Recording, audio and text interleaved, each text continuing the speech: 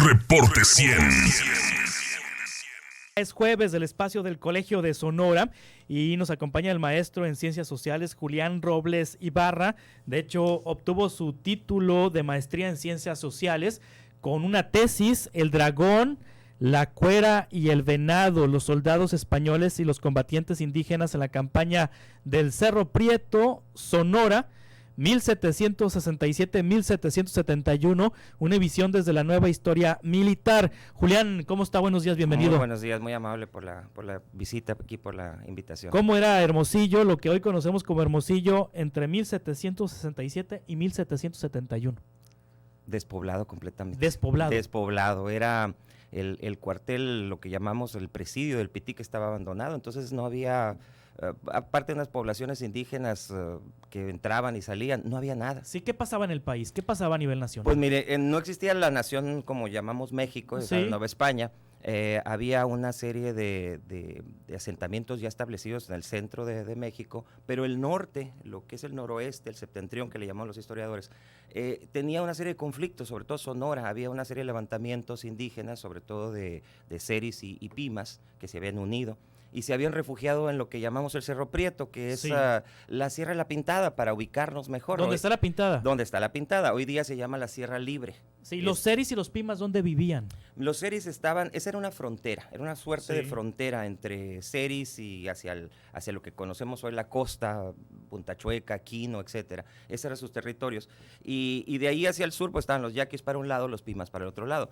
Tradicionalmente los seris y los pimas habían sido enemigos, pero a mediados de 1700 habían logrado 1750, 52, habían logrado una entendimiento, digamos, para después convertirse en una alianza y se refugiaron en el Cerro Prieto. Entonces, Sí. pues, constituían una suerte de frontera interna, un problema que tenía para ¿De las qué autoridades. se defendían? ¿De qué se refugiaban? ¿Ante qué se protegían? Más que todo, ellos estaban siempre en contra de la dominación Española. española.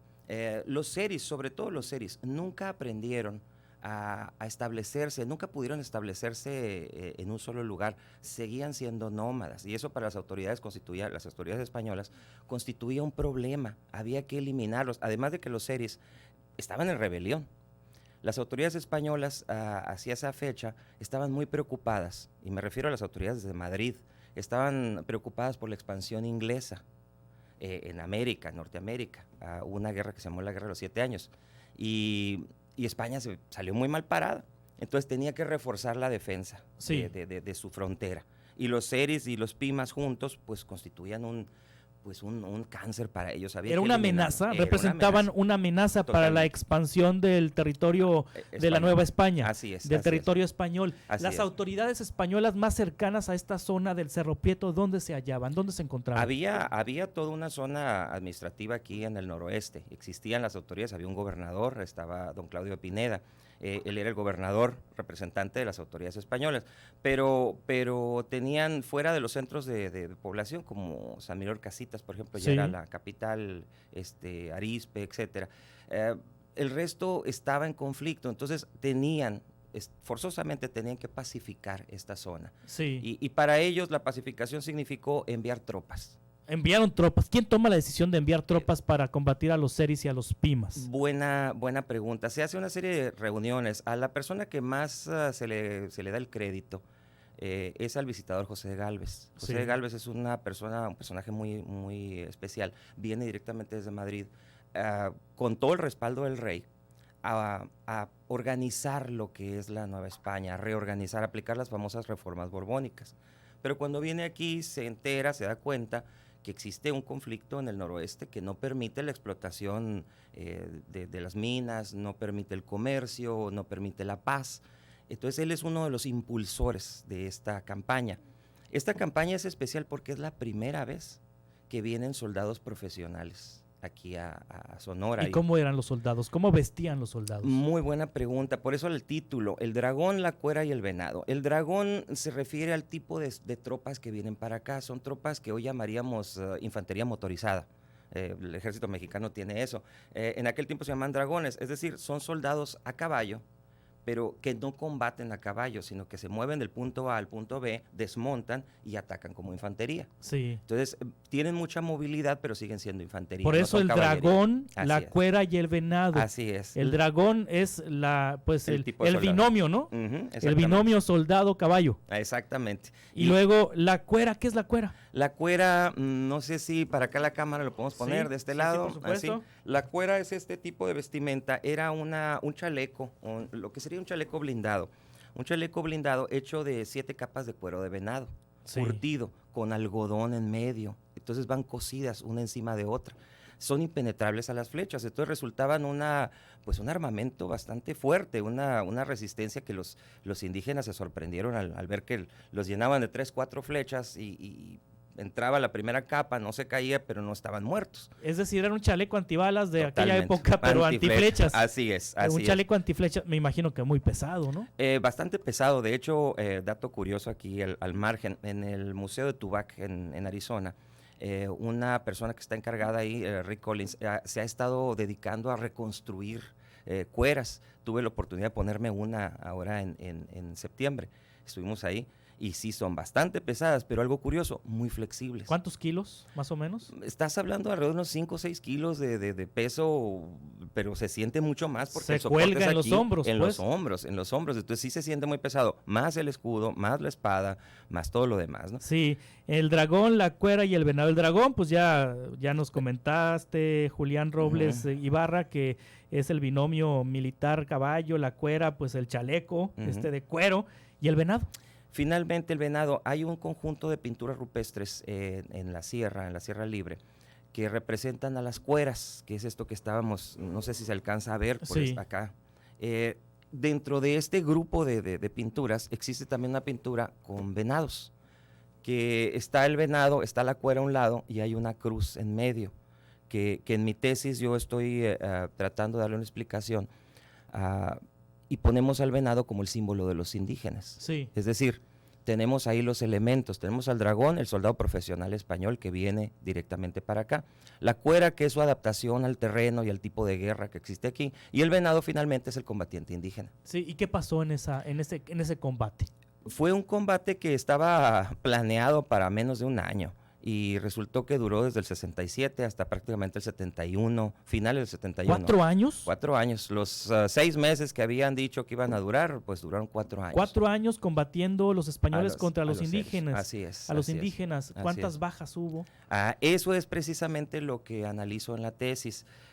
El número de bajas no es muy grande. Es muy difícil saber con exactitud porque no había una estadística. El reporte final que analizo aquí en gran medida se basa en el reporte que hizo el coronel Elizondo, Domingo Elizondo, que era el jefe de la expedición. Y él va mencionando en un diario, tal día de junio matamos a 3 indígenas, tal día capturamos a tantas. Nunca se había hecho un análisis de ese reporte día con día y hacer un número de ¿Dónde está ese reporte físicamente? Se publicó por medio de la UNAM hace ya algunos años, si mal no recuerdo, el 80, 82, algo así. No me cites ahí porque no me acuerdo exactamente la fecha, pero se publicó comentado por un doctor José Luis Mirafuentes, que es un experto en las guerras indígenas aquí en Sonora, y él rescató el documento, lo paleografiaron junto con otra persona y lo comentan. Entonces se publicó, está ahí. Lo que pasa es que el reporte es un libro grueso y lo que hice fue leerlo varias veces y tratar de reducirlo y sacar estas estadísticas. Contestando a tu pregunta, no son muchas bajas, son 160 y tantos indígenas que los que mueren. Pero para una población seri, que aún hoy no sabemos exactamente cuántos eran, pero para una población de aquel tiempo fue un golpe duro. Claro. Y sobre todo a su moral. Yo argumento en la tesis que la resistencia de esta unión entre seris y pimas se debió en gran medida a la idea que tenían ellos de la inexpugnabilidad del lugar. Es decir, me subo aquí y aquí no me buscan. Lo que hizo esta campaña es que en 4 ocasiones invadieron la sierra, subieron hasta la parte más alta de la sierra. En el momento en que los seris y los pimas pierden ese sentido de protección que les daba el Cerro Prieto, empieza una desbandada y empieza la caída de su resistencia, ¿no? O sea, ganaron los españoles. Fíjate que eso es algo muy interesante. Muchos historiadores han escrito que esta fue un fracaso, que esta campaña fue un fracaso. Para España. Para España y porque no se lograron los intereses, la idea de pacificar totalmente la región. No se pacificó. Sin embargo, yo estoy argumentando en la tesis que sí fue un éxito táctico, porque finalmente se logra quitar la idea de resistencia y de refugio en el Cerro Prieto. A partir de aquí los seris son expulsados cada vez más hacia donde viven ahora, hacia la costa. Sí. Hacia la costa. Finalmente pierden esa movilidad que tenían antes. Y lo que hoy se conoce como Hermosillo, a partir de que retiran a los indígenas rebeldes, pues empieza a crecer, ¿no? A crecer. A poblarse. No me atrevería a llegar a afirmar esto, sobre todo que no quiero entrar en polémica. Lo que sí te puedo decir es que es un hecho que el cuartel del Pitic o el presidio del Pitic se encontraba en desuso, se encontraba prácticamente abandonado, hasta que llegan estas tropas y una de las primeras cosas que hace el coronel Elizondo es reactivar, reconstruir, remodelar, ampliar el cuartel del Pitic o el presidio del Pitic, y de ahí en adelante pues ya se empieza el poblamiento, etcétera, etcétera. No me atrevo a decir que esta campaña es el nacimiento de Hermosillo, porque no lo es, pero sí es una reactivación del presidio del Pitic que eventualmente va a ayudar al poblamiento de Hermosillo. Julián Robles Ibarra, maestro en Ciencias Sociales por el Colegio de Sonora, ¿dónde podemos encontrar esta tesis? Está en línea dentro del colegio, está en la biblioteca del colegio. El mismo colegio tiene un servicio a través de su biblioteca donde suben en digital las tesis, entonces se puede revisar ahí mismo, ¿no? O en el colegio, en físico, ahí está también. ¿Se va a publicar en libro? ¿Se va a hacer libro? Nada, hazme la buena, ojalá que sí, ojalá que sí, yo quisiera que sí. Maestro Julián Robles Ibarra, muchas gracias por estar aquí con nosotros. Muchísimas gracias a usted. Que le vaya muy bien esta interesante investigación sobre estas campañas en contra de los indígenas, seris y pimas. Muy amable. Reporte 100.